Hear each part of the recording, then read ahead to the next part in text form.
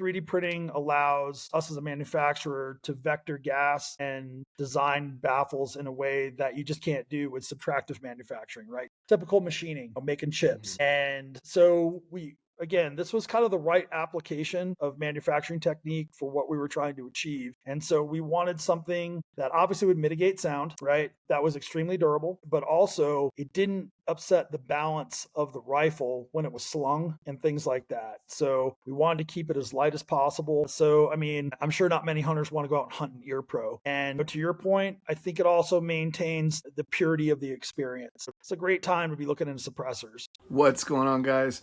Just wanted to let you know that I'm super stoked to have Ernie, the CEO of Dead Air Silencers, here on the show today. He took time out of his busy schedule as they're traveling, as they're doing the stuff in the gun industry that is just, I mean, there's so many connections being made, so many things being worked on, and he took some time to be on the podcast. I really appreciate that. Toured their facility recently. It is an outstanding facility, some amazing people that are working there, and they are making some awesome products that are launching here pretty shortly. So if you're in the market for a silencer, definitely check out Dead Air. They have some of the lightest, strongest suppressors for your hunting gear. For me, the range and hunting are going to be the two main applications that I use this, and the range mainly for kiddos because it just makes it easier for kids to get into, well, guns so they can shoot safely, quietly, helps with recoil as well. So many benefits to it. So with that being said, guys, super stoked about that. But not only is he into silencers and guns, but he loves the outdoors. I actually met him on an overlanding trip that we went on, somewhat overlanding. I'm not full-blown, full rig overlander, but he has an awesome rig, a great Jeep that's been built out. And we were doing a photo shoot with Trail Racks, the awesome company and group of guys that makes our roof rack. So with that being said, let's get into this conversation here with Ernie. And just one last thing before we get into that conversation, guys. It is April. Hopefully you're in on the first Phorm challenge, $75,000 winner for these 8 weeks. If you're not, that's perfectly fine. Let me know if you have any questions as far as nutrition, health, fitness goes. You will not find a better app to help you track your food, get a one-on-one coach, no cookie cutter programs, things that are dedicated to you for $13 a month. You won't find that anywhere else. Let's get into this conversation now with Ernie and Dead Air Silencers. What's going on, everyone? Welcome back to the RedBeard Outdoors podcast. I've got Ernie Beckwith. And Ernie, honestly, well, we'll get into the story on how we met. It was kind of interesting and funny. But Ernie is the CEO of Dead Air Silencers. And it's definitely a market that maybe a lot of you listeners don't understand, have questions on, etc. And I wanted to bring Ernie on so we could talk about silencers, suppressors, what they do for you, how they benefit, why it's something that everyone should look into, why it's an important thing to have here, especially in the United States, etc. But more than that, Ernie's just a great individual, understands business. He's been just an outstanding guy as far as my interactions with him. And I really appreciate everything that Ernie has done for me, even just in the conversations we've had. Also, Ernie being the CEO of a company, come on, guys, you got to understand that takes some work, right? And so Ernie has put in, a little bit, a few years and some gray hairs and things like that. But Ernie is just a great guy. I wanted to bring him on so we could have this conversation about suppressors and that side of hunting, outdoorsmanship, the Second Amendment, etc. But Ernie, for people that don't know who you are, but maybe do know Dead Air Silencers, who are you? Well, first, thanks for having me. And it was great meeting you the day we met. That was pretty fun. We'll talk about that a little bit, I guess. But I think like most people that are in our industry, I grew up shooting. I mean, that sounds kind of cliche, but it's true. And I spent a lot of time with my grandfather and my dad, and I started pulling triggers around age 6, and it was something that everyone in our family did, and I grew up in a family of hunters. I kind of took a different route, and I was really more embedded in the tactical world, and not that I've served or anything like that, but I was a competitive shooter that kind of parlayed into the training world. And nowadays it's pretty commonplace, but back when I was doing that, not so much. It was sort of like a fledgling industry. And, so my background is mostly, I have a crazy diverse background, man. I mean, I worked in motorsports for a while. I worked, I'm a failed race car driver. So, worked for some race car driving schools to, get seat time and stay current and things like that. But I met a lot of people through that world, and pretty diverse business background as well. Everything from marketing to finance and whatnot. And I've always pursued my passions, no matter what they were. So, I when I got out of motorsports, I moved to Moab, Utah, and was just looking to kind of hang out. I was into climbing at the time. So why not move to Moab, right? Great place to go climbing. I was a mountain biker, really into ice climbing back then. This is like, late 80s, early 90s. And I think I just dated myself. But, I didn't have a winter hobby. I wasn't a skier. I didn't want to get fat in the winter. So, I went and I worked for a company that owned a climbing school. So I got free lessons and all that. And I really enjoyed it, man. The solitude of being outside and in places that no one should be or want to go.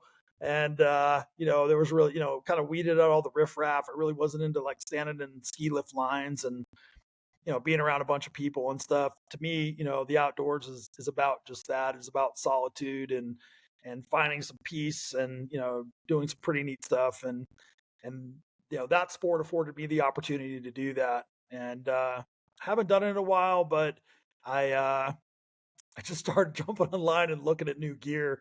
That's Oh, no. always a bad sign, because that means I'm going. But, Yep. I mean, I lived in Durango, Colorado for a while. That was a great place for that, obviously. And back then, in the mid 90s, it was also like the hub of a lot of outdoor sports. Very famous mountain bikers lived there, very famous road racers lived there. And, I just thought it was a great place to basically feed my addiction for being outdoors, doing whatever. So, Yeah. but No, for sure. Colorado is yeah. definitely, and I think Colorado is the fittest state in the nation or something like that. Oh, really? As far as Wow. I don't know how they test that, but I can attest to it. The times that I've been in Colorado, anytime we're there, people are either running, biking, snowshoeing. They're doing something. Even like when there was snow, I could see people like snowshoeing down the street. Oh, Like yeah. they're doing their stuff, and they seem to be pretty fit. And there's some older individuals and younger individuals, so it just seems to be part of the culture, which I love that about being out west, growing out, in the east. I love that Yep. culture for what it is. But there's something different about being out here out west where people are more active. I don't know how much of it is the air or just having mountains so close, less people in regards to that. I don't know. But either way, it's an awesome opportunity to be around people that are genuinely just wanting to be more fit and kind of push that limit a little bit more. But um, the way Ernie and I met, so we both have trail racks, roof racks, and some other things as well. And you've got some other connections with the companies that were there doing the shoots. But we were out there, we were just kind of chatting. I was getting to know the individuals because I hadn't met hardly anyone else in that group Mhm. for a photo shoot. And we're just talking about your Jeep, and we're just chatting. And you asked me what I do for a living, and I just I was like, so what do you do? Do you do this full time? And you're like, I kind of kind of take care of this small company out in Heber. We do suppressors, then I saw your hat, and I think you were wearing the same hat. I was like, oh, do you work for Dead Air? Probably. You're like, yeah, I'm kind of the CEO. I was like, oh, okay. Like, Yeah. you're very It's humble about it. Well, here's the thing, man. I'm just another guy that works there, and I have my role just like everybody else. Mhm. And I mean, I'm not really a title guy. I roll up my sleeves like everybody else, and Mm. I guess I'm the last tier of the being a scapegoat, right? So it all rolls uphill. Um, but yeah, man. I mean, it's I work hard like everybody else, and pretty proud of our team. I live right down the road from the guy that founded the company. So we, I've been in the gun industry now over 20 plus years. I don't even know how long, Mm. but, and I had left a major manufacturer. I'd taken a year off. I needed it. I needed to get back in shape from a life of being on the road. And I spent, essentially a year hiking with my lab. And I think we hiked, about 2,200 miles that year, Mm. all throughout, Utah and Colorado. And, yeah, it was awesome. But, being in the gun industry, all the people from Utah going to SHOT Show or the buy group shows, like we're all on the same plane. Uh, safest plane in America at that point, right? So when you have basically 80% of the people on the plane are gun industry guys. But I've known Mike Pappas, since I moved here, and I've been in this area now for about 16 years up here in Camas, Utah, and great place, man. Like you mentioned earlier, we're just outside of Park City, and up here in the Uinta Mountains, it's gotten a little busier since COVID, but it's still a pretty awesome place. And as you know, a lot of hunting up here, and but the people you see at the trailheads here, like these are like Olympic level athletes, and guys from our own U.S. national team, but also a lot of foreign national teams come up here to train at elevation and in the mountains and whatnot. So yeah, man, it's hard. It's hard not to feed off that. So, Oh yeah. but No, I definitely agree with that. And yeah, so I wanna dive in here. So you've been in the gun industry for a while. You've been yep, shooting since you were about 6. You were saying, and yep, that's for some people that don't understand, like a 6-year-old can handle most smaller caliber, whether it be a oh pistol yeah, or a rifle. That's something that shouldn't shock you. If it does, reach out to me. I'm more than happy to have that conversation with you about firearms. But for most of you listening, you're going to understand that like that's a good 6 to 10 is a good age to start introducing your kids responsibly to those things, because obviously, just like anything else with knives and any other sharp, pointy, explosive object, you got to have good parental right. supervision on that. But so you got started then, and you've been in a family that has either been in the military or in the gun industry, shooting guns for, I mean, generations, right? So Yeah, you, forever. yeah, Yeah, it seems like it. My dad and my grandfather, and I mean, you know, as we were talking before, I come from a pretty old family in Connecticut, and we've had people that served in the U.S. Army since before it was called the U.S. Army. So yeah, it's pretty crazy. I didn't know a lot about our lineage until really the past like 10 years. My parents are getting older, and my dad decided it was time to kind of pass on some of the knowledge about our family history, and like I didn't. I'm embarrassed to say I didn't know a lot. Um, but when I got engaged to my wife, we flew back to Connecticut. My dad's like, we're going to take you guys somewhere tomorrow. I'm like, okay. And we end up walking through this graveyard not far from their house. And, it was amazing to learn of the history of, members of, my dad's side of the family, and, dating back to the, I guess 1635 or something like that. Or I don't really know wow, the specific dates, but, um, I had a family member that came over, and basically the eastern seaboard of Connecticut. Um, I think they were mostly shipping yards, and that he built, and they used to run trade routes to the West Indies and things like that. So wow, a lot of that now is like state parks and whatnot. But I've had members of my family in the military. I mean, my grandfather was a World War II vet, and I spent a lot of time with my grandfather as a kid, and in high school, I lived with my grandparents, and so that means the thing I did with my grandfather was every single Saturday, we went and shot, and so I was mostly a rifle pistol guy. He was kind of a rifle and clays guy and a hunter, hmm so big bird hunter, and he used to go up to Vermont and go deer hunting every year, East Coast kind of thing, right? hmm So, but I I became a competitive shooter. And I've done that a lot of my life. And I used to work at Fabrique Nationale, and I shot on their 3-gun team for a number of years. And when I could, I actually had a real job I had to do at FN, unlike a lot of our other shooting team guys. So, I'm like, yeah, I'll get to the match if I don't have to do this.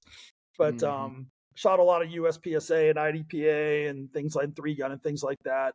I lived in Las Vegas for 10 years. I went there on a motorsports contract that was supposed to be like 2 years, ended up being there 10 years, but I shot competitively the whole time I was there, which is a great environment. If you're a competitive shooter, man, Las Vegas is where it's at. You can shoot matches, indoor matches during the week, any kind of match during the weekend, everything from PRS to 3-gun to USPSA and IDPA, all that stuff, man. If you like to pull triggers, it's a great city to live in. And but yeah, 9/11 happened, and it was a life-changing experience for me as someone that grew up not far from New York City and flying into those airports my whole life. And my college girlfriend's dad worked in the World Trade Center, and luckily he was not there the day of 9/11. He had retired by then, but I remember going to meet him for lunch, in the city. And so after 9/11 happened, I actually flew back home with my wife and my sister and her husband and my mom. We took the train into the city, man. I had to see it with my own 2 eyes, and it was a life-changing experience for me. I don't know why it impacted me like it did, but it did. And back at the race car driving school, when I went back to Vegas, I started getting solicited by agencies that were going to deploy. Right, this is like right after, so like 02, 03, stuff like that. And so I got to kind of meet a lot of these people that I didn't really understand what they did, obviously, at the time. But, I had something to offer them in terms of, the driving stuff. And it was interesting to work with guys that had a purpose. And I thought that was really cool. So, yeah. But no, yeah, for sure. And that's really cool that you were able to contribute. We talked about this kind of ahead of time ahead of this podcast, where you come from a military background family, but you didn't necessarily serve in the military. It's cool that you were able to help, though. You were able to help those agencies train, get prepared for what they were doing, what they needed to train for as far as, the gun world and things along those lines, because they're going into high stress environments. They need to know how to manipulate their weapon, basically blindfolded and hand tied. They've got to know how to do these things quickly and without having to actually think, basically subconsciously. And so it's cool that you were able to contribute in that way, and help from the state side before they were able to go and deploy. So that's that, to me, that's a form of service. Of course, you're serving your country in that way. That's stretching it, but well, yeah, yes. I will never take credit for anything those guys did, man. I didn't do anything. Right. That was my job at the time. And, like we were talking about earlier, one of the things, from the competitive shooting side, kind of parlayed some of those skills into, training guys that we're deploying. And this is, back at a time when we didn't have all the training companies that we have now, and all the people that have rotated out, and have taken their quote unquote real world experience from their deployments and what they learned. Right. A lot of these guys we're going to war for the first time. And I just thought there were a lot of things that we did as competitive shooters that could translate into their world. And I really kind of made it a mission to really understand, one, the weapon systems that we're going to use, two, what their job was, and take some of the techniques that were valid and apply them. And I think that's key, because I think there's a lot of competitive shooters that don't really understand like what these guys do, and how to apply the competition stuff to what they were doing. And at the time that was kind of unique. Now everybody does it, right? And and not that I was good at it or the first guy to do it. I just had a real passion for it. And I just wanted to help. And I thought, hey, in our world, we do this kind of stuff real well, and I bet that would help these guys. So, but there were a lot of people that started to do it, and what I saw was a lot of people were kind of missing the mark, and that is they would show up in their comp rigs and immediately lose credibility. So and shooting, man. Like, how you apply it is what differentiates comp guys from tactical guys. So but you also have to understand the world and know what applies and stuff. So if you show up in a comp rig and they're they're in a plate carrier or their body armor and they're carrying 35, 40 pounds of gear, and you're in like a polo shirt and a comp belt, like and I do believe that, and it's changed now, right? So I know a lot of competitive shooters that work directly with the military, and again, they work on the same drills that we worked on, but how they present them in terms of the why may be just slightly different. And I just thought that was cool, and I had a really good time doing it, man. It was great meeting a lot of people from that world, and it was new for me, so it was a lot of fun. And I got to go places I probably wouldn't normally have got to go to as a competitive shooter. And it also gave me a little bit of insight into what was happening in the war that you don't get from the news. And like, I'm a civilian, so, at the time, the internet was just starting to ramp up a little bit more. And so there wasn't as much information out there as there is now. So, right. But right. Yeah. No, for sure. And, that again, that is really cool that you had that ability to kind of see and also hit the mark as far as what you were saying, where you show up. It's kind of like if you go into, you go into a gym, you want a personal trainer, and this dude comes out that he's big and you could tell he's strong, but that's not the outcome that you want for your fitness. So he almost loses credibility, right? Even though he could be the most knowledgeable person out there. And in that moment, it's kind of like, is this really what I'm paying for? Like, I don't want to be a power lifter. I want to cut some weight. Yeah. I don't want to be a power lifter. So, I can see that in the gun world, especially with, let's be honest, in the military, and especially even more special operators, there's a lot of ego involved, a lot of alphas that want to learn from another alpha if they're even open to learning. And so I could see that being an issue. If someone shows up in a polo and a comp belt, Yeah, they're probably like, Yeah. I don't care about your sponsors, man. I just want to know how to shoot a gun well. Like, Exactly, man. And here's the thing, like I don't have an ego. I guess I do a little bit, but like I check my ego at the door, man. It's not about me. It was about being what they needed me to be so that they could get out of me what they needed. And it was also, I did a lot of listening and listening and understanding why I'm even there and what they were hoping that I could deliver for them. And a lot of that was meeting with their leadership prior to even coming out and making sure that I wasn't wasting their time. And not only that they were going to be good students as well, and so, one thing I've learned that got, with all this gray in my beard is that, life's a never ending learning curve, man. And when you think, I don't believe in people that call themselves experts. It just means you're a little further along in the learning curve than the next guy. And I think true professionals, the more you learn, the more you realize there's more to learn. So, Exactly. No, I definitely agree with you on just that. enjoy it. Enjoy the learning curve, man. Everyone wants to get like to some, mythical end result. I'm like, I don't know. It's just a path, man. So well, the problem is what they don't realize is once they hit that end result or the summit, the peak, there's another peak right behind that. That's right. And, the false summit. Exactly. Yeah. It never stops. It never stops. And so it's all about that perspective. But no, I definitely appreciate that. That's really cool to know about that. So then, it sounds like you've done a lot. You've traveled the nation. You've got a rich history with your family back in Connecticut. You come out to the West, you climbing, shooting, all this. You've got lots of stuff under your belt. By the time I'm born, no, I'm kidding.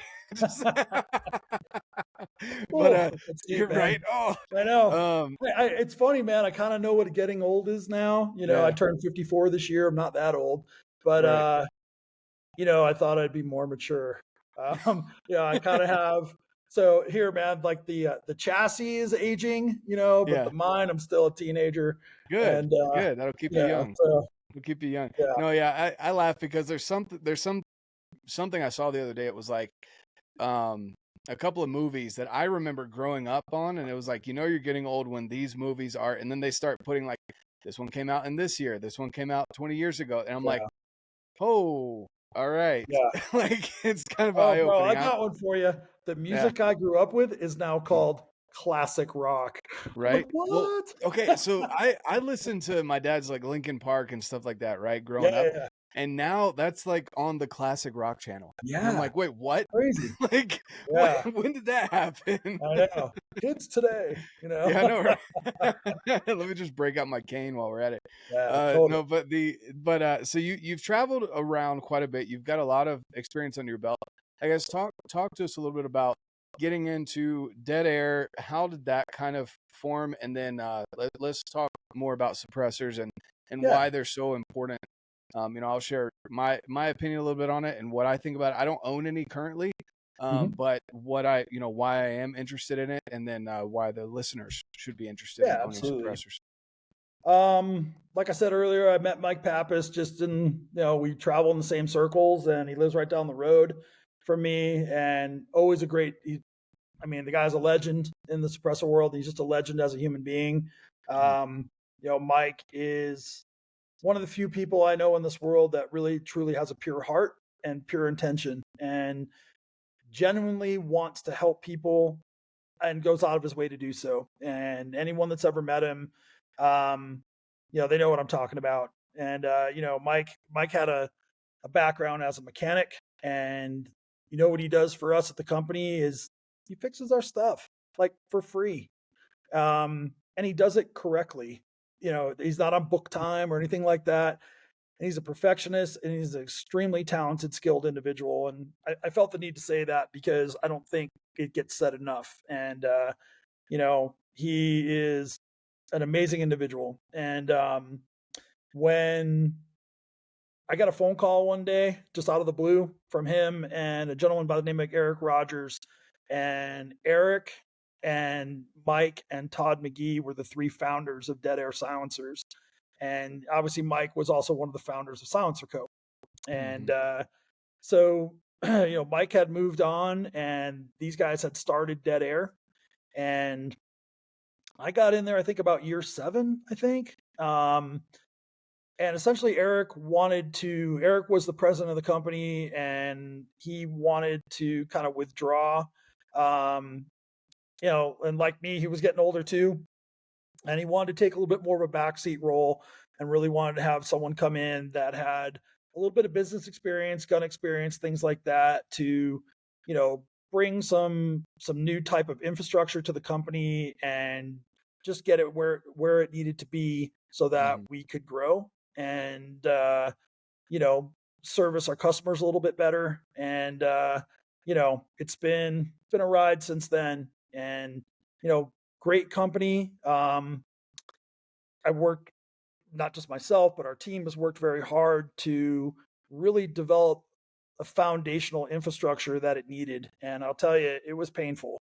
Not that the company was dysfunctional, it just was growing faster than the infrastructure could withstand. So I Right. reached out to some of my buddies in the industry that I knew had the skill sets to help. And Rod Cleveland, he's our COO. He was at Kimber. I think he ended his career there as VP of sales. But his background outside of Kimber, he had owned businesses. He ran. I think he had a couple Home Depot stores. So you can imagine operationally what that's like to manage.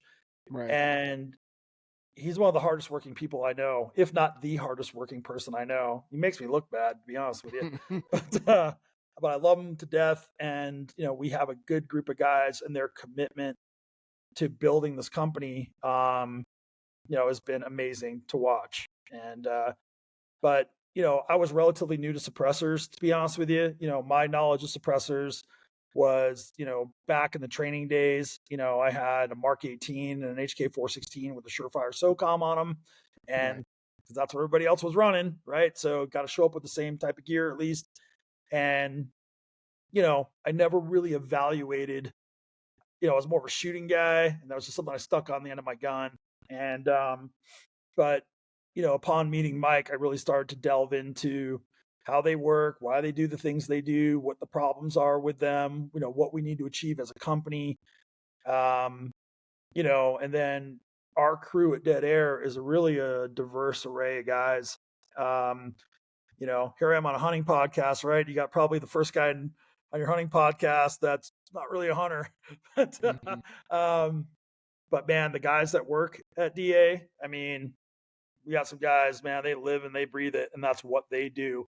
And Dead Air is just a place for them to earn money to finance their hunting. So, Right. but um, but yeah, man, the suppressor world, is a little different than the gun world, which is where I came from. I was at Fabrique Nationale, like I said, for a number of years, almost a decade, and obviously that's a tactically centric type of business model there. Big supplier to Mm-hmm. NATO and to the U.S. government, and so obviously suppressors have a little different application there, Yeah. right?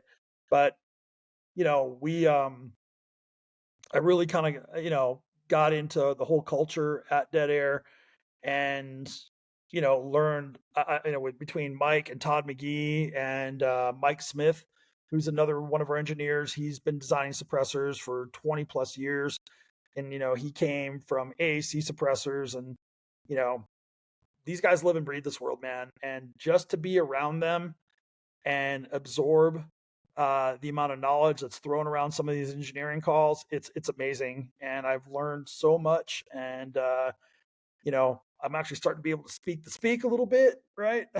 um, but yeah, I mean, it's a different world than Mm-hmm. the Title I firearms industry, and it's always been a little bit of a subculture, simply because the process has always been something that's been a barrier to entry for a lot of people. They're intimidated by it, and Yep. you know, companies like Silencer Shop and their kiosks have made that whole process a bit easier and less intimidating for someone that, hey, I'd really like to try one, but I don't want to be on a list, Right. or I don't want to wait, or it's and the wait times have come down. They fluctuate. The pistol brace thing kind of set that back a little bit. Um, but man, it's a great. I mean, this is a renaissance time for the silencer industry. It really is, man. I mean, there's new companies popping up. There's new technology. There's new designs, and the whole industry is going like this. Yep. And SHOT Show for us this year was amazing. Amazing amount of new opportunities for us, and you know, we we launched 4 hunting centric cans that shot. Just saying, which I got to get one on your rifle. But we really went heavy into the 3D printing, additive manufacturing world, and it's not the solution for everything, Mm-hmm. but it is a good solution for the right things. And so from a hunting application, big bore caliber, lightweight stuff. I mean, I'm pretty proud of what the guys produced this year. So, No, that's awesome, and yeah, let's definitely get into that because I would agree. For a lot of people, that if you're not raised in a family that has suppressors, maybe you're changing your family tree in that way.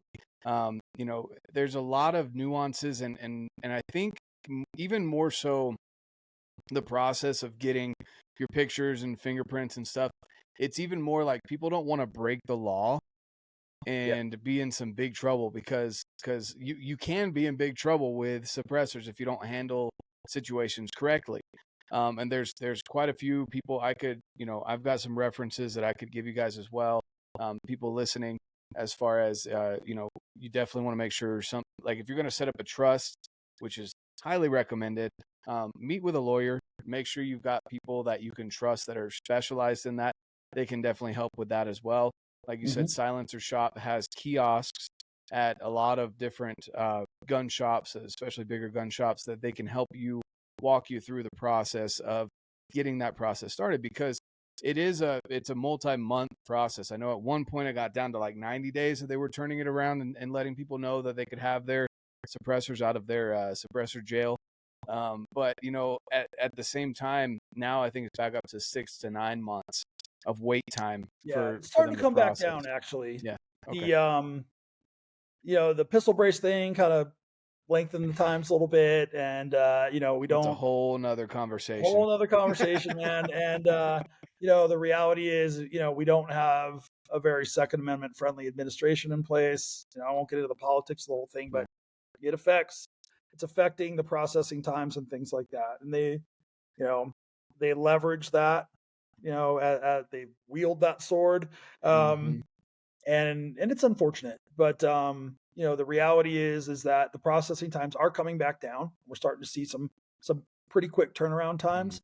And, the good thing about that kiosk is that it's a one-stop shop, right? So you walk in, you do your prints, everything like right there, where before you had to go get passport photos taken. You had to go get prints done at some place that did prints, whether it be an agency or a local gun store or someone with a print machine, so you're making all these trips. So you really had to want it, and, all right, guys, brief interruption here. It's been a great conversation so far with Ernie. He is an awesome dude. Really excited to share this conversation with you guys. But I want to remind you that here in April, I'm doing the giveaway with Dark Energy, my preferred energy source when it comes to powering phones, for digiscoping, cameras, if you have camera batteries that you need to charge, etc. They have a wide variety of options, guys. Everything from a roll-up solar panel. They have let me just grab it right here for you. Here we go. This plug right here, even if you don't travel internationally, this wall adapter, guys, is outstanding. It has 5 plugs, 3 USB, 2 USB-C, but it also has for all the different countries if you are an international traveler. If not, that's fine. I'm giving one of these away for you to be able to use at home or on your travel. A braided charging cord, whatever attachment that you need for your device.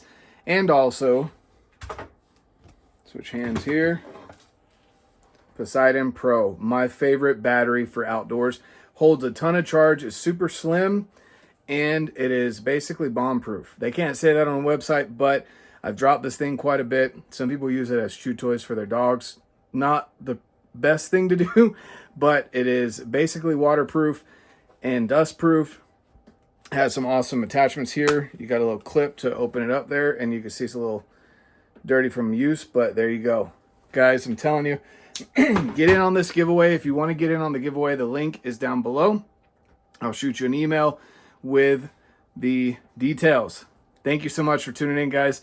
Let's get back to the conversation with Ernie. I'm a big fan of like capitalizing on that impulse buy, right? So and the kiosk really kind of helps with that. And it really simplifies the process. And we have a lot of salesmen in the field these days. We've taken on a couple new rep groups. We have Duncan Lewis and Simpson Sales and Rocky Mountain Rubicon in the field. And one of the things that we convey to our reps, we do a lot of training on product, a lot of training on process as well, to take away that intimidation. And so that's huge, but. Oh, for sure. So we've talked about the negatives. In my opinion, those are the only negatives of a suppressor is, surprise, surprise, the government. But besides that, it's interesting to me that here in the U.S., where we have the Second Amendment, suppressors have such a stranglehold, by the government, because from what I understand, there's a lot of countries in Europe that are more restrictive on guns, but they expect you to have a suppressor because it's considered almost rude to not have one on your firearm because they are so explosive, they're loud, and a suppressor will help with that. Now, I definitely want to get into it for people that watch James Bond and think, it's super quiet. You hold it up to a pillow and it's just like a little poof, but it's definitely not like that. It's not like that at all. No, but suppressors have a lot of pretty quiet though, man. That's almost movie quiet, but putting a can on a rifle, not whisper quiet, so Definitely not, especially if you're not shooting subsonic ammo. But I kind That's of want to right. break it down for people to maybe peel off the layers of suppressors. Again, you do have that process to go through. Again, you can reach out to me. I'm more than happy to answer any questions you've got, whether it be Instagram, through email, etc. I can point you in the right direction, so you don't have to go and trust Google on your searches for these things. Yeah. I can definitely help They you can out there. call us But too, Jonathan. I mean, yeah, we're happy to help anyone that has questions about process. I mean, we just completely rebuilt our customer service team in the past month. So we have twice as many people, 5 new phone lines. Hey, use them. Call us. We mhm. want to talk to you. Didn't you And have we'd love to Chucky help any way, answering the shape, or form. phones at one point? What's up? Or Halloween. Didn't you have Chucky answering the phones during Halloween or something? Okay. I don't know, man.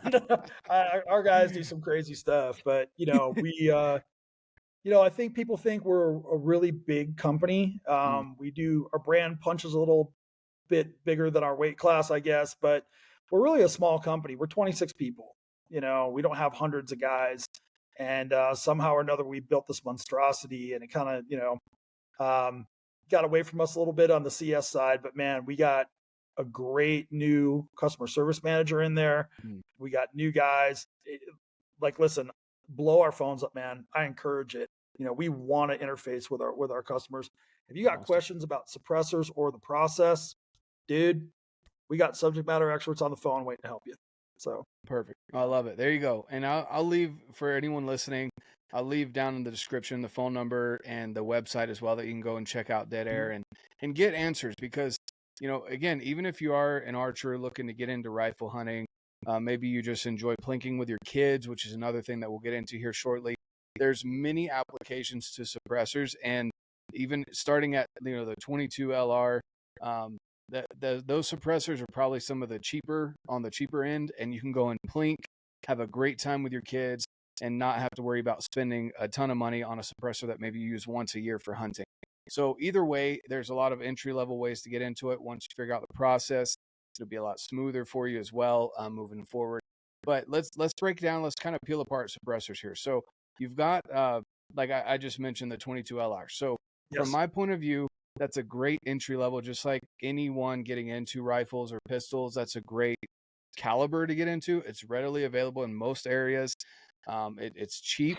It's a step up from a BB gun or an air rifle.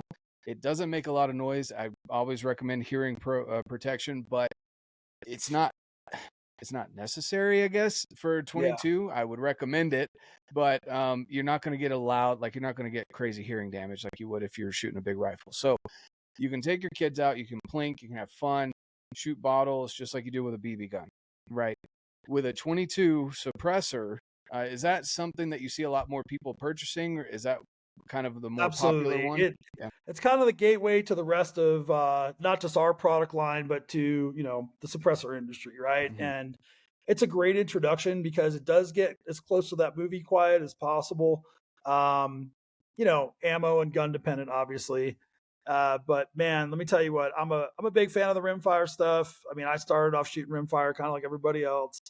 But if you really want to impress someone with a suppressor, rimfire is a good way to go. But also, I've been talking to some manufacturers about kind of like grassroots initiatives, and it's kind of hard to do to it's not like the old days where you Right. can't really market to kids. But I'm a firm believer in developing the next generation of shooter, hunter, gun enthusiast. And I think a great way to do that is to take a lot of the intimidation out of it, and that one sound, and man, I think one of the hardest places to teach people how to shoot is at an indoor range, unsuppressed, with the concussion, the noise. You're learning something new, and people perceive it as dangerous. And but let me tell you, man, outdoors on a Ruger 10/22 suppressed, there's no recoil, there's no Yeah. sound, and people can really enjoy the experience and learning a new skill. That's kind of cool. Mm-hmm. And there's 2 things in my life that kind of changed my life, and one was shooting for the first time, and the second thing was a ride along with this guy, Bruce McInnes, and at Lime Rock, a track in Connecticut. And he was a former Can-Am series driver back in the day, which was a sports car series, like one down from like almost Formula One. They were kind of like bodied Formula One cars, right? And so scary fast, man. And this guy was, he was the lead instructor at Skip Barber Racing School. And I got to do a ride along with him, and I'm like, yeah, I think this is bad for me, because I think this is what I want to do. But I'm a firm believer in grassroots efforts to create, again, the next generation of gun enthusiasts and customers for our industry, right? And so it's harder and harder to address that now. But yeah, rimfire is really where everybody starts, man. And then usually they move up to something, depending on what their hobby is, right? Whether it be hunting or whether, they kind of like the tactical realm, either going to suppress an AR or suppress their hunting rifle or whatever. And so usually rifles are the next thing that guys get into. And then, pistol caliber stuff, I would say is, probably third tier in that regard. So yeah, no, for sure. And that's awesome. And again, you mentioned dependent on the gun and the ammo. So for people that don't know, there's supersonic ammo and there's subsonic ammo. So supersonic is going to make that loud crack. That's what you hear. It's breaking the sound barrier. Obviously there's a lot of stuff that goes into it. Basically, those are the two categories you need to know. If you're shooting supersonic with a suppressor, it's going to bring it down a level, but it's not going to make it movie quiet. Probably the most movie quiet that I've heard is either a 22 subsonic or a 300 blackout subsonic ammo. Those are pretty quiet, and really almost the slide racking is almost louder than the shot itself. So if you're looking to do something like that, it's a lot more fun for kids as well, especially younger kids that don't necessarily want to keep their hearing protection on or things in their ears. It's just like a step up from a BB gun when you go and you shoot a 22 suppressed or anything rimfire like what you were mentioning. Yeah, that's just the more common caliber. And then you said you go into hunting, so a hunting long range kind of deal. With a suppressor, what I don't even know what questions to ask, to be honest with you. I'm not 100% familiar. Like, I could dive way deep into archery stuff and all that, but where would you go from there to break down kind of suppressors for maybe rifle guys? Yeah, there's all different kinds. I mean, the variety of baffle designs and construction techniques and flow dynamics, lengths, weights, like all that stuff, man, it all affects the end result in terms of sound, blast, flash, all that. And different customers have different requirements. You would think sound suppression would be the number one quality like the bill guys are looking for, but it's not. It's like third or fourth on the list. So signature reduction in terms of flash and blast and concussion, sounds in there. And if you look, like some of the cans that are in use for the military, like they're not necessarily the quietest, but they do achieve the things that the military is looking for, right? And that's kind of changing, whereas like the hunter, they're concerned, they're not going to be firing 20,000 rounds through their gun, and I think both have a need for situational awareness. And like me, once you go suppress, it's kind of hard to throw ear pro on again. But especially you live in an environment where it gets hot, or you have to hump up in the mountains or stuff like that. But we were looking at designing, our current line. We just released these cans at SHOT Show this year, the Nomad Cross Country series, which is they're 3D printed, lightweight titanium suppressors that we designed specifically with the hunter in mind. And what I mean by that is, we chose to go the 3D printed additive manufacturing world, basically to eliminate any welds. And also 3D printing allows us as a manufacturer to vector gas and design baffles in a way that you just can't do with subtractive manufacturing, right? Typical machining, making chips. And so this was kind of the right application of manufacturing technique for what we were trying to achieve. And so we wanted something that obviously would mitigate sound, right? That was extremely durable, but also it didn't upset the balance of the rifle when it was slung and things like that. So we wanted to keep it as light as possible. So, I mean, I'm sure not many hunters want to go out and hunt an ear pro. And, you know, to your point, I think it also maintains like the purity of the experience. And so, I mean, everything's still evolving. And like I said, that's one of the things, like I mentioned earlier, like it's a great time to be looking into suppressors because there's a lot of new stuff on the market, whether it be from us or other companies. And Oh, for sure. it's a market that we didn't really touch. You know, we're always sort of a tactically centric kind of company, but man, we got so many hunters working for us now, you know, and they're like, hey, you know, we want to run our stuff, but you know, we want it to be this way. And I think that's a great way. You know, we have just, you know, we have guys in CS that contribute to the design because they're end users. And these are guys, like, man, they're out doing something, whether it be in Utah, Colorado, Wyoming, you know, South Dakota, like that's what they do, Texas. I mean, all over the place and a lot of experience that we just weren't taking advantage of. And also we wanted to broaden our footprint into to other markets, but we just didn't want to come out with stuff to check a box. And it's not who we are as a company. So we wanted input and, you know, design, and here you go out there and use it and tear it apart and tell us what we need to change. So, you know, so far so good. Yeah. And so we got to get one of those on your rifle, man. Oh yeah, 100%. I agree with that, and I need to find the rifle that I want to use first. We got Gotta something find for the you. base for that. Yeah. Yeah. But no, the whole idea behind it, and I love that you broke it down that way. And I didn't even think about this, but there are different types of suppressors and silencers. Now I want to get into that verbiage as well because I know it's dead air silencers.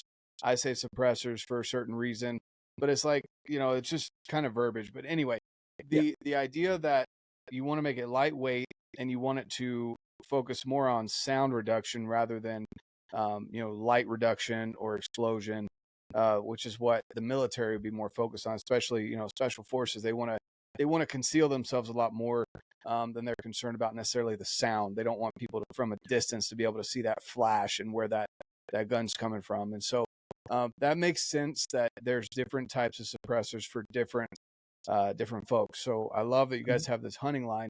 And I was actually just looking at it. It's only 7.4 ounces for a 30 caliber suppressor. That's pretty impressive. I know that the and standard, super strong too. So do you know what the standard one is generally weighing in at? the one that's replacing actually was very similar in weight, but it was welded. And so we wanted to do a little. It's pretty similar in weight. However, we wanted to do a little something different with the baffle design, and then also the extra advantage of not having the welds with 3D printed. So, you know, we could, and it is a stronger can, you know, because of that. You know, and I think, you know, laser welding and whatnot definitely has its place, and we'll always make laser welded cans. You know, it's the right process for the application. But really it was more about keeping that weight in check and offering better performance and strength. So Gotcha. And I am showing, let's see, I was just kind of looking at, just so people can get a reference here. So 7 ounces versus the Nomad TI series. Let's see here. Yeah, there's the Nomad TI XC, right? And that is going to replace what was the Nomad TI, which was the 30 cal welded can. You cut over 2 ounces. You cut over 2 ounces in just the XC line by itself. So that's if you were going titanium to titanium. But if you had for example, sorry, I'm just going through the site here. There was another one that wasn't titanium. No, you're good. There's another one that wasn't titanium though. Let's see, just the regular Nomad. Yeah, we do offer the regular Nomad series. It's a slightly different baffle design. It's the original Nomad baffle design.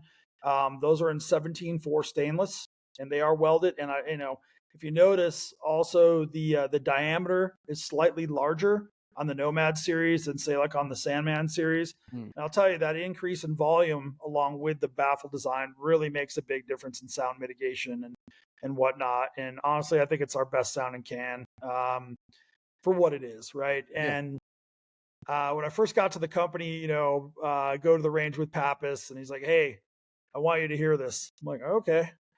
Breaks out. He's got a Barrett MRAD in 300 Win Mag, and he's got, you know, a Nomad L on it. And he like drops it on the hood of its car. We got steel out at distance, and he's like, "Hey, you know, you need to shoot this thing." All right. So I reach for the ear pro. He's like, "Oh, no. Not needed." I'm like, "Yeah, all right, whatever." I gotta like, tell you, here man, goes some hearing. Oh my God. It was amazing. I mean, it was the first time Is I had that introduced supersonic ammo or is that supersonic subsonic? ammo. Really? I mean, honestly, I think it was something he bought at like Ace Hardware on the way. It was like, you know, Remington Core Locked or something like that. So it was not specialty ammo. It was not hand loads. It was off the shelf stuff. And it was so impressive. Like, I wasn't really a fan of that can because it was long, right? Because I come from the short AR world, man. So anything with length like really wasn't that appealing. But this was like, okay, I need to get this combination for me. And incredibly impressive. And then he kind of walked me through the characteristics of the can and why. And, you know, here I am, man. I'm getting taught by the man. And if anyone out there knows Mike, you know, he has a unique delivery in making his point. It was as much fun to shoot the gun as it was to listen to him as to why it did what it did. So it was, you know, great experience for me. And but yeah, the Nomad series cans are, you know, they're my favorite cans of our product line. I like the Rimfire can too, because I take that thing everywhere. I think I even had it with us when we went out with the Trail Racks guys. And but yeah, I mean, again, you know, we're kind of like design. We do certain cans that are general purpose, but then, you know, one of the things we do is we also get down to the nitty gritty of designing things for a specific purpose. So if someone wants to suppress this caliber on this rifle, hey, we got an application for you, you know. And but we also do some general purpose stuff like for ARs and things like that. So yeah, no, for sure. So, and I was just looking, just to get back to the weight, like it's literally half the weight of your stainless steel Nomad. Correct. The stainless steel Nomad is 14.5 ounces. The TI XC was 7.4. So, golly, that's a crazy amount of weight to shave off. I mean, that's half a pound basically that people are shaving off their rifle by going to the Nomad TI XC.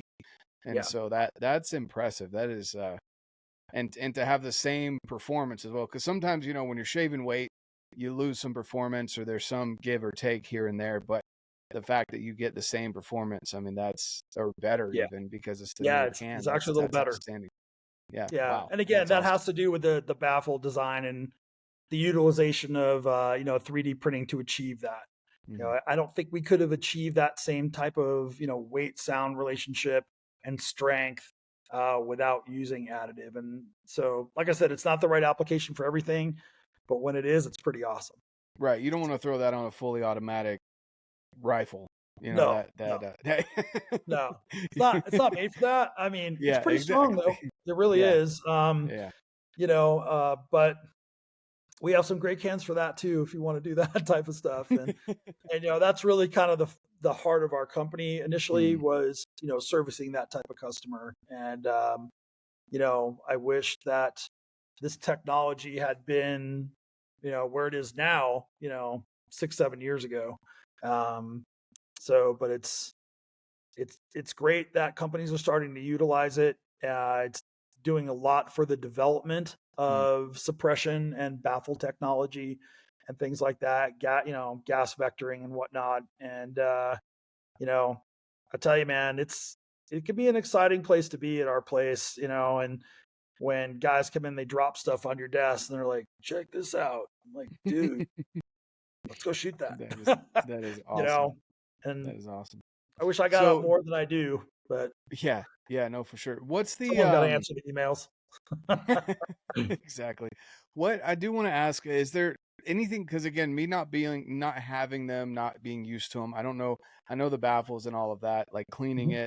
it. You have specific ways to clean it, but what are some things that that I'm not hitting on that you want to touch on, as far as just picture someone who's new like me or even newer to suppressors, and you're kind of walking them through maybe some general topics that you would maybe want to hit with them. Yeah, I think initially it's a little bit of an intimidating world because there's a lot of choices out there. And, one of the things that we convey to our sales guys is like, Mm, hey, man, all the features, advantages, and benefits, you can't see it, right. right? Unlike a firearm where you can look at it and see, the features, advantages, and benefits.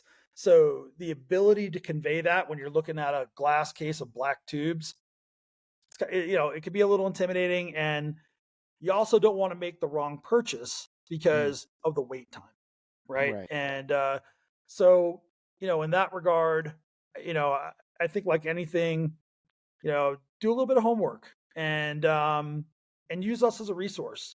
And there are a lot of great resources out there now. Like, Silencer Shop offers an amazing website with amazing resources. Um, but I think the main thing is decide what you want to suppress, why you want to suppress it, and what you're hoping to achieve, right? And then, it's like, it sounds to me like you need a four-wheel drive, but you're looking at Porsches, Mm, so we want to make mhm, sure that we put you in the right suppressor. Or if you're trying to get a general purpose type of suppressor that you can bop from different guns, like we can help you with that too. And but yeah, I think that's the main part. The process is a little intimidating. And then also, like, again, it's hard to really screw down on what makes this one different from that one. right. And without getting the salesman shtick on their specific thing they're peddling, Yeah. right? So, um, so there's that, and then of course, you know, weight, length, like what goes on, my 300 blackout gun is a little bit different than what I even put on my 16-inch gun, my Right. 18-inch SPR. Um, and you can really kind of cater the can to the platform, and so that you achieve the end result you're looking for. And one of the things that we try and do at Dead Air is to address, like, I got asked by one of our product managers, like, hey, how do we come up with the next thing? I'm like, you do what every company does, and that is you solve a problem. Mm, And I so, love it. so we made a list one day. Here are the problems that are inherent with suppressing guns. Go to work, right? I love it. And that's what we strive to do every day. And so all of a sudden the roadmap got pretty easy. So, but No, yeah, I'm that's not sure I awesome, answered man. your question. No, yeah, you did, and I would agree. There's a little bit too much without having that specific conversation, And I love that you guys offer that opportunity for people to call in and have that conversation, because it's something that a lot of the companies that I work with as well, like First Form specifically, you can call customer support, and I can't say that I'm not going to recommend people call you for this, but I know with Yeah, First Form, they've called them and asked them what pizza place to go to in St. Louis City because someone was visiting St. Louis, and they were just like, yeah, I don't know here. And they would look it up. They're like, honestly, here's what the top reviews are. Someone called them and asked for, like, I don't know, what was it? What spark plug should go in their Dodge Ram X year model, whatever.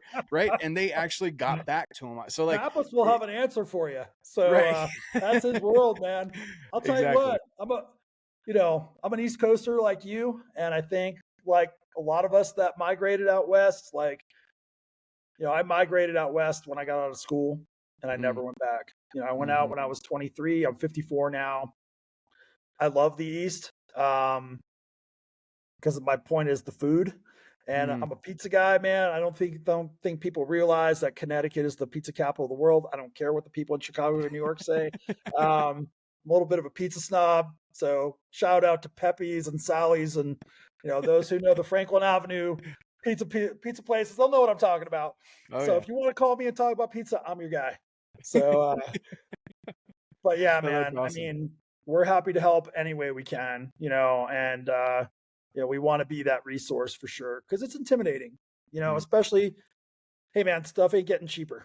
Let's just, Mhm. and the process is long, and we want to make sure that people get what they expect Yep. in performance and longevity, durability, because obviously the titanium suppressor on an AR is going to last as long as, something with stellite baffles or Inconel or Mhm. something like that, So we also want to make sure that, they understand what they're buying and it meets their expectation. And there's a little bit of that going on right now with consumers, and we see a little bit of confusion and like the expectations, like, hey man, like I put this titanium suppressor on my Mark 18, and it's kind of flashy, and that's just one of the characteristics of titanium cans Mhm. on guns like that. They're kind of sparky, and but there's ways to solve that with coatings and design and things like that. So, you know, Well, that's cool. That's cool. yeah, So it's yeah, cool. guys out there listening, if you're wanting to get into getting a suppressor,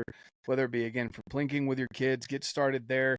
That is not only the more usable route, you're going to use that more than maybe on a hunting rifle.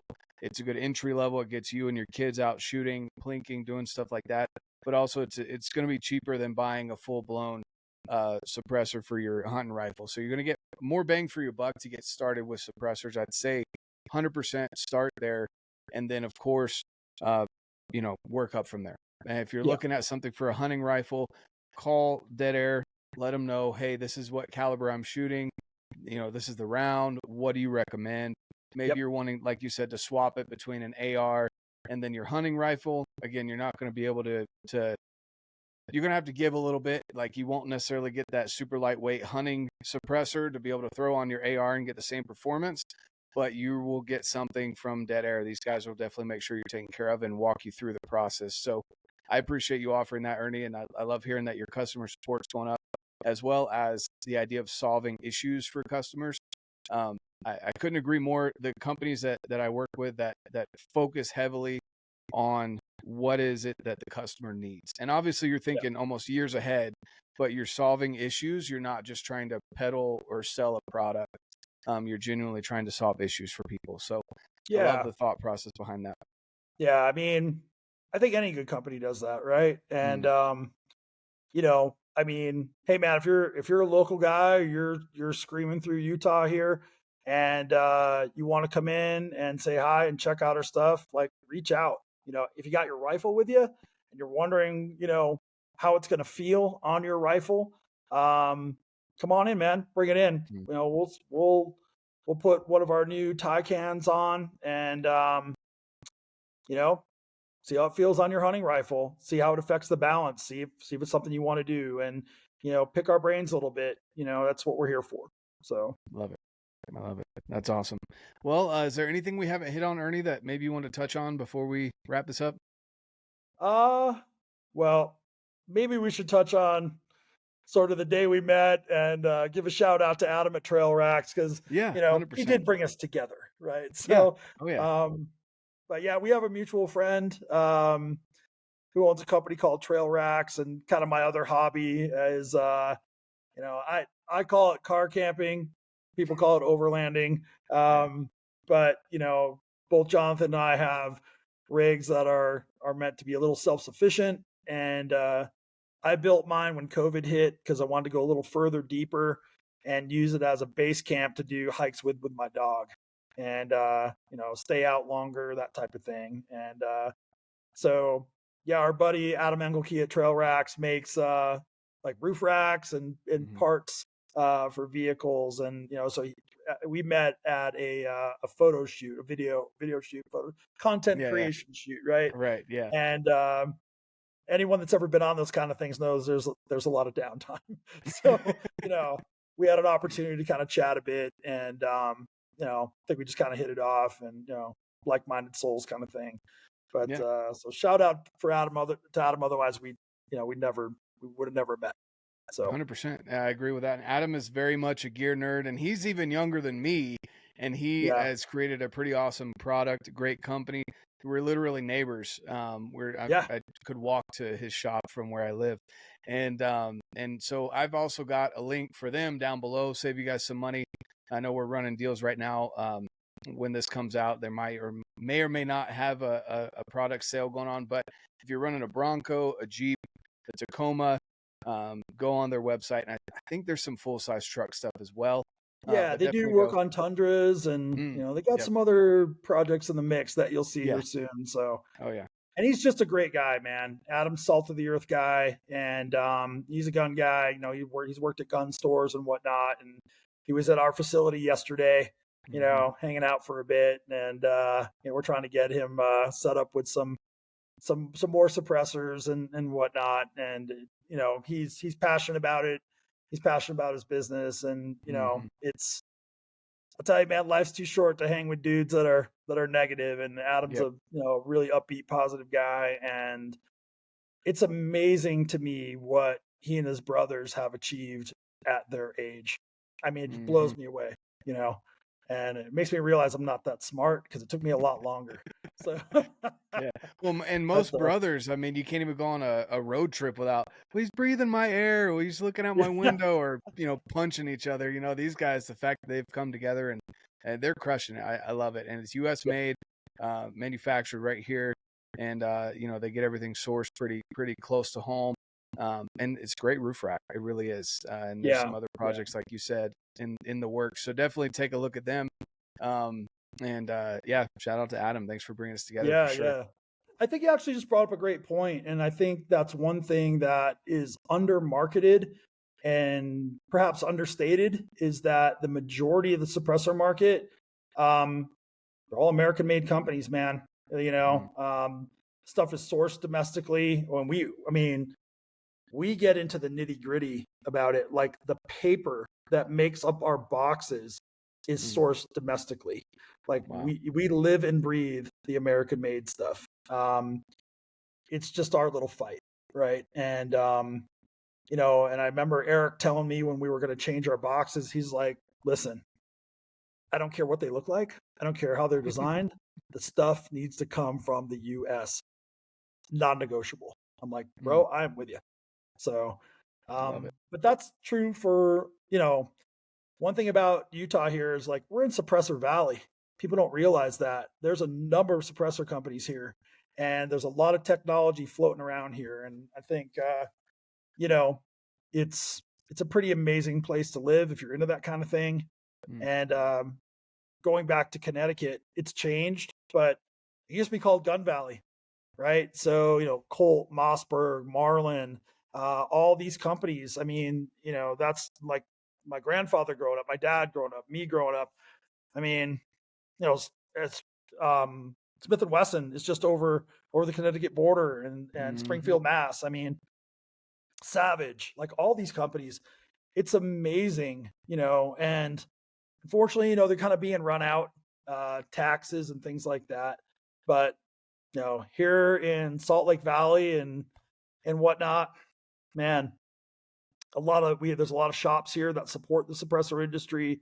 Small machine shops that, make muzzle devices and things like that. And it's just a really cool place to be in this kind of category of the industry. So. Oh yeah, no, I agree. There's a big reason why I stayed here in Utah. There's a culture of outdoorsmanship, of Second Amendment. There's so many things that we want to support locally, and if not locally, at least here in the U.S. There's a lot of that here in Utah, and I love that. I fell in love with that on top of the mountains and all the opportunities that I have to be able to get outside and just, you drive 10 minutes and you're in, public land, and there's so much public land out there, and you can hit so many different trailheads and be out there with the kids, and there's so much to do. So, if I could just get rid of these stupid refineries. Oh yeah. Hey man, you're always welcome up here in Camas, Oh, so dude, don't tempt me, man. Or Heber Valley, like driving through that. Oh my gosh. Man, I could picture living out here. I don't even drink coffee, but I could imagine myself sitting on the back porch drinking coffee, looking at that view. Like, oh man, I'll tell you, I've worked from home for a long time, and now I got to commute from Camas to Heber, my big 15-minute commute.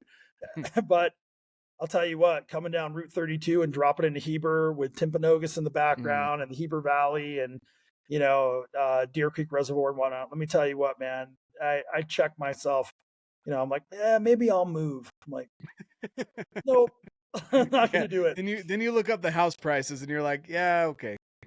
Yeah, I moved here when it was still cheap, Mm, so if I told you what I paid for my house, you wouldn't believe it, and what it's worth now is crazy. yeah. Um, so yeah, it's getting, it's like anywhere in the Rocky Mountains, man, you're getting the influx, from outside. And I got to remember, I was one of those people too. Right. Hmm. Um, Well, we came from the East Coast. It's a little different. Okay. yeah, yeah, I agree though. Yeah. Yeah.